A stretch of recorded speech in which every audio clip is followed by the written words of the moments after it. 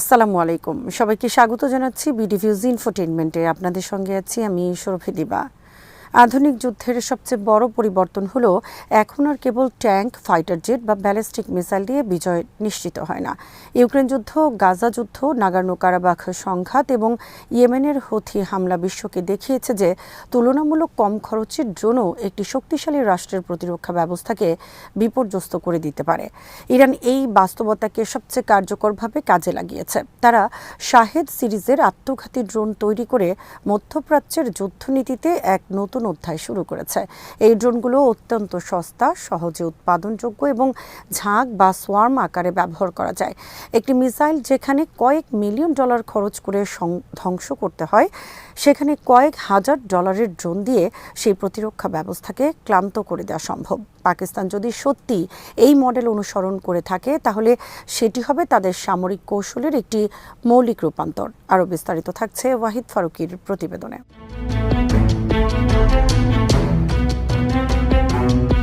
পাকিস্তানের জন্য এই কৌশল বেছে নেয়ার পেছনে অর্থনৈতিক কারণও গুরুত্বপূর্ণ।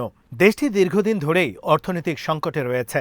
আধুনিক যুদ্ধবিমান, দীর্ঘপাল্লার ক্ষেপণাস্ত্র ও উন্নত প্রতিরক্ষা ব্যবস্থা বিপুল ব্যয়বহুল। ভারত যেখানে পশ্চিমা ও রুশ প্রযুক্তির সমন্বয়ে একটি বিশাল সামরিক শক্তি গড়ে তুলেছে, সেখানে পাকিস্তানের পক্ষে একই মাত্রার প্রচলিত অস্ত্র প্রতিযোগিতায় টিকে থাকা কঠিন। ফলে ইসলামাবাদ এমন প্রযুক্তি বেছে নিতে চায় যা তুলনামূলক কম খরচে অসম যুদ্ধ পরিচালনা করতে সক্ষম। আত্মঘাতী ড্রোন সেই সুযোগ দিচ্ছে। একটি উন্নত ফাইটার জেট ধ্বংস করতে কোটি কোটি ডলার ব্যয় হতে পারে, কিন্তু শত শত ছোট ড্রোন শত্রুপক্ষের বিমান ঘাঁটি, রাডার, জ্বালানি ডিপো বা যোগাযোগ ব্যবস্থাকে অচল করে দিতে পারে।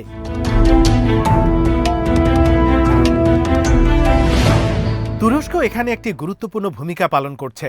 গত এক দশকে তুরস্ক নিজেকে বিশ্বের অন্যতম প্রধান ড্রোন শক্তি হিসেবে প্রতিষ্ঠিত করেছে। লিবিয়া, সিরিয়া, ইউক্রেন ও আজারবাইজানের যুদ্ধে তুর্কি ড্রোন কার্যকারিতা দেখিয়েছে। বিশেষ করে বাইরাক্তার TB2 আন্তর্জাতিকভাবে ব্যাপক পরিচিতি লাভ করে। পাকিস্তান ও তুরস্কের সম্পর্ক কেবল সামরিক নয়, রাজনৈতিক ও আদর্শিক দিক থেকেও ঘনিষ্ঠ। উভয় দেশই মুসলিম বিশ্বের নেতৃত্বে নিজেদের অবস্থান জোরদার করতে চায় এবং প্রতিরক্ষা শিল্পে পারস্পরিক সহযোগিতা বাড়িয়েছে। সাম্প্রতিক বিভিন্ন রিপোর্টে পাকিস্তানের তুর্কি ড্রোন অ্যাসেম্বল বা উৎপাদন সুবিধা স্থাপনের আলোচনা উঠে এসেছে।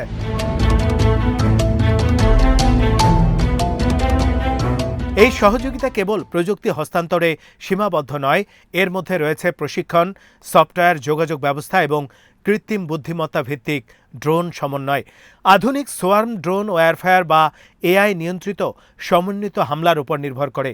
অর্থাৎ শত শত ড্রোন একসঙ্গে আকাশে উঠে শত্রুপক্ষের রাডার বিভ্রান্ত করতে পারে, আকাশ প্রতিরক্ষা ব্যবস্থাকে ব্যস্ত রাখতে পারে এবং একই সময়ে বিভিন্ন লক্ষ্যবস্তুকে আঘাত হানতে পারে।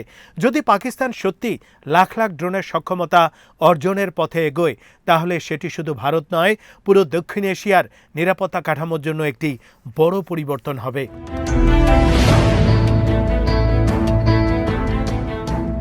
তবে 3 লাখ ড্রোন দিয়ে বানানো বহর নিয়ে চলছে তুমুল আলোচনা। আধুনিক রাষ্ট্রগুলো সাধারণত এত বিশাল সংখ্যক উন্নত সামরিক ড্রোন সরাসরি মোতায়েন করে না। কিন্তু এখানে গুরুত্বপূর্ণ বিষয় হলো, সব ড্রোন একই মানের হতে হবে না। আত্মঘাতী ড্রোনের বড় অংশই হতে পারে ছোট, সস্তা এবং সীমিত পাল্লার। এগুলো অনেকটা উড়ন্ত গোলা বারুদের মতো কাজ করে। ইরান যেমন হাজার হাজার সস্তা ড্রোন উৎপাদনের সক্ষমতা অর্জন করেছে, পাকিস্তানও হয়তো দীর্ঘমেয়াদে এমন একটি মাস প্রোডাকশন ডক্ট্রিন অনুসরণ করতে পারে। সেখানে উচ্চমানের কিছু ড্রোন থাকবে কমান্ড ও নজরদারির জন্য, আর বিপুল সংখ্যক ছোট ড্রোন থাকবে স্যাচুরেশন অ্যাটাক পরিচালনার জন্য।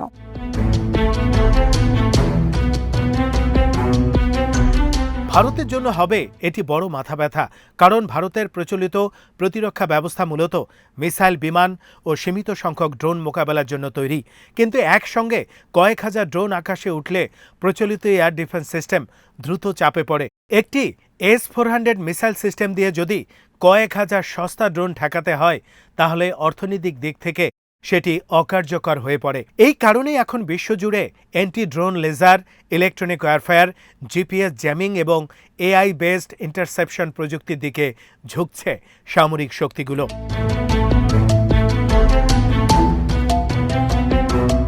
পাকিস্তানের সামরিক নীতিতেও একটি গুরুত্বপূর্ণ পরিবর্তন দেখা যাচ্ছে। অতীতে দেশটি প্রধানত পারমাণবিক প্রতিরোধ কৌশলের উপর নির্ভর করত, অর্থাৎ ভারতের সঙ্গে পূর্ণাঙ্গ যুদ্ধে না গিয়ে পারমাণবিক হুমকির মাধ্যমে ভারসাম্য বজায় রাখার চেষ্টা করত। কিন্তু ড্রোন যুদ্ধ সেই কাঠামোকে নতুন মাত্রা দিচ্ছে।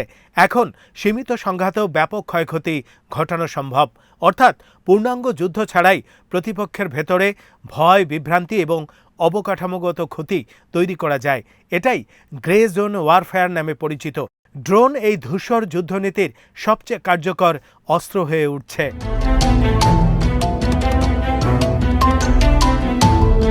তবে এই কৌশলের ঝুঁকিও কম নয়। প্রথমত, বিপুল ড্রোন উৎপাদন মানে বিশাল শিল্পভিত্তি, চিপ প্রযুক্তি, সেন্সর সফটওয়্যার ও সরবরাহ চেইনের প্রয়োজন। পাকিস্তান একা এই সক্ষমতা অর্জন করতে পারবে না, তাকে চীন ও তুরস্কের ওপর নির্ভর করতে হবে। দ্বিতীয়ত, ড্রোন প্রযুক্তি যতই সস্তা হোক, দীর্ঘমেয়াদে হাজার হাজার ড্রোন রক্ষণাবেক্ষণ ও অপারেশন পরিচালনা সহজ নয়। তৃতীয়ত, ভারতের মতো দেশ দ্রুত অ্যান্টি ড্রোন টেকনোলজি উন্নত করছে, ফলে আগামী যুদ্ধ হবে ড্রোন ভিএস অ্যান্টি ড্রোন প্রযুক্তির প্রতিযোগিতা।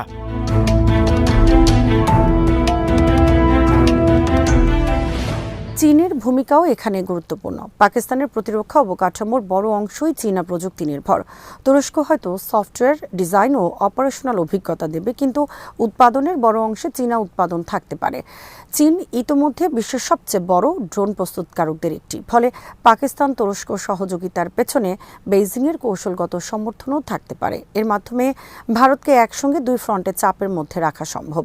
ড্রোন যুদ্ধের আরেকটি গুরুত্বপূর্ণ দিক হল মনস্তাত্ত্বিক প্রভাব। মিসাইল হামলা সাধারণত বড় ও নির্দিষ্ট ঘটনা, কিন্তু ছোট ড্রোন বারবার সীমান্ত অতিক্রম করে আতঙ্ক তৈরি করতে পারে। একটি শহরের ওপর একযোগে শত শত ড্রোন দেখা গেলে জনমনে ভয় ছড়িয়ে পড়ে। বিদ্যুৎ কেন্দ্র, তেল ডিপো, বিমানবন্দর বা সামরিক ঘাঁটিতে ছোট আঘাতও বড় অর্থনৈতিক ক্ষতি করতে পারে। এই কারণেই অনেক বিশ্লেষক মনে করেন ভবিষ্যতের যুদ্ধ সস্তা যুদ্ধ কৌশলে রূপ নিচ্ছে, যেখানে ব্যয়বহুল অস্ত্র নয়, বরং বিপুল সংখ্যক সস্তা স্বয়ংক্রিয় অস্ত্র যুদ্ধের গতিপথ নির্ধারণ করবে।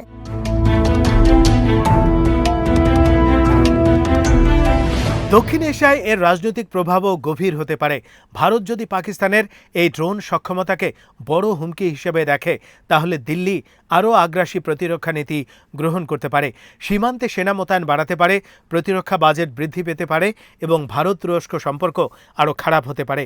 ইতিমধ্যেই ভারতীয় মিডিয়া ও সামরিক সূত্রগুলো পাকিস্তানে ব্যবহৃত কিছু ড্রোনকে তুর্কি উৎসের বলে দাবি করছে। ফলে দক্ষিণ এশিয়ার ভূ রাজনীতিতে তুরস্ক নতুন এক খেলোয়াড় হিসেবে আবির্ভূত হচ্ছে।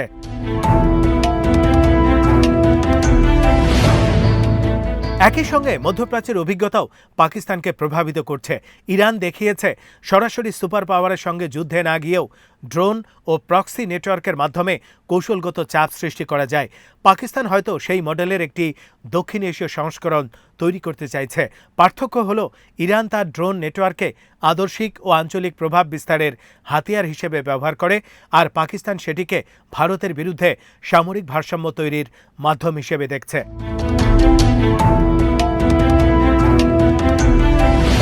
তবে সবচেয়ে গুরুত্বপূর্ণ প্রশ্ন হল, এই ধরনের ড্রোন বাহিনী কি সত্যি যুদ্ধের ফল বদলে দিতে পারবে? উত্তর হল আংশিকভাবে হ্যাঁ। ড্রোন একা যুদ্ধ জেতাতে পারে না, কিন্তু যুদ্ধের খরচ, গতি ও কৌশল পুরোপুরি বদলে দিতে পারে। যেমন প্রথম বিশ্বযুদ্ধে মেশিনগান যুদ্ধের ধরন পাল্টে দিয়েছিল, দ্বিতীয় বিশ্বযুদ্ধে ট্যাঙ্ক এবং বিমান পার্থক্য তৈরি করেছিল, তেমনি 21 শতকে ড্রোন যুদ্ধ নতুন ভাষা তৈরি করছে।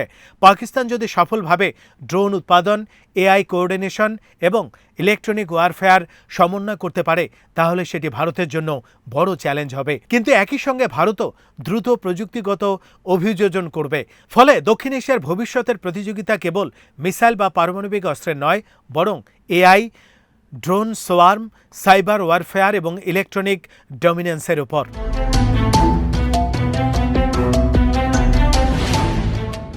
সবশেষে বলা যায় ৩ লাখ ড্রোন বাহিনী হয়তো এখনও বাস্তব সামরিক সংখ্যা নয়, বরং একটি কৌশলগত ধারণা বা মনস্তাত্ত্বিক বার্তা। কিন্তু এই ধারণার মধ্যেই ভবিষ্যৎ যুদ্ধের বাস্তবতা লুকিয়ে আছে। পাকিস্তান বুঝতে পেরেছে যে প্রচলিত অস্ত্র প্রতিযোগিতায় ভারতের সমকক্ষ হওয়া কঠিন, তাই তারা এমন প্রযুক্তির দিকে ঝুঁকছে যা কম খরচে বেশি চাপ সৃষ্টি করতে পারে। তুরস্ক ও সম্ভাব্যভাবে চীনের সহযোগিতায় যদি ইসলামাবাদ সত্যি বৃহৎ ড্রোন অবকাঠামো গড়ে তোলে, তাহলে দক্ষিণ এশিয়ার নিরাপত্তা পরিবেশ আমূল বদলে যাবে। তখন যুদ্ধ আর শুধু সীমান্তে সেনাবাহিনীর সংঘর্ষে সীমাবদ্ধ থাকবে না। আকাশ জুড়ে হাজার হাজার ছোট স্বয়ংক্রিয় অস্ত্র, সাইবার হামলা এবং এআই নিয়ন্ত্রিত সংঘর্ষ নতুন বাস্তবতা হয়ে উঠবে। আজ এখানেই শেষ করছি। সমরাস্ত্র, প্রতিরক্ষা ও কূটনীতির নানা তথ্য জানতে চোখ রাখুন বিডিভিউজ ইনফোটেইনমেন্টে। চ্যানেলটি ভালো লাগলে সাবস্ক্রাইব করুন, সংযুক্ত থাকুন আমাদের ফেসবুক পেজে। আল্লাহ হাফেজ।